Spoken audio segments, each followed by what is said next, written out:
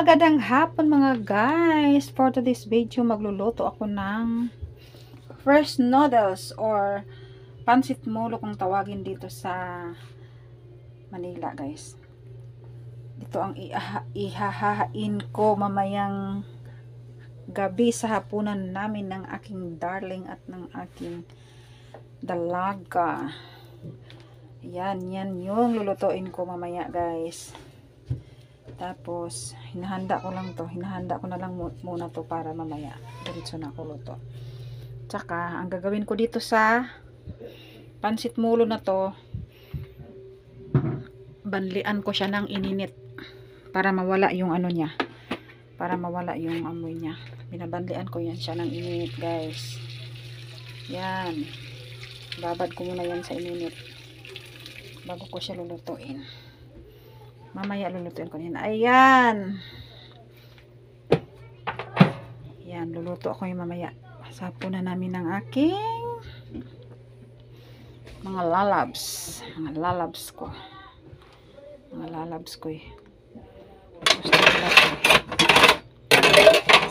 Ito, dami hugasin. Ayan. Anuhan ko muna siya, ibabad ko siya sa ininit na tubig para mawala yung ano niya, para mawala yung amoy, ano kasi yung amoy niya. Yan lang, wala, nakalimutan kong bumili ng bagyo beans, yan, kaya yan lang halo ko, tsaka yun manok, yan lang. Maya lutuin ko na yan siya. Igigisa ko na dito sa kawali ko.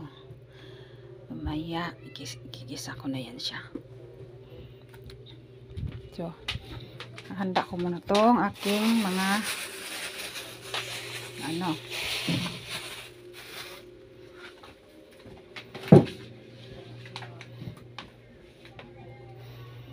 Yan. Babad ko siya ng mga 10 minutes para mawala yung ano niya, amoy. Ayaw ko ng amoy niya eh, parang amoy panghi na iwan, kaya binababad ko yan siya sa ano, binababad ko muna siya sa mainit na tubig para mawala yung amoy niya. Yan, mamaya lutuin ko na yan. Lutuin ko na yun ng gisa. Pansit molo gisado. Naka-ready na yung ating kawali. At ang ating ano. Yan, naka-ready na. Ang ating kawali. Ayun lang guys. Maraming salamat sa inyong panunood. God bless.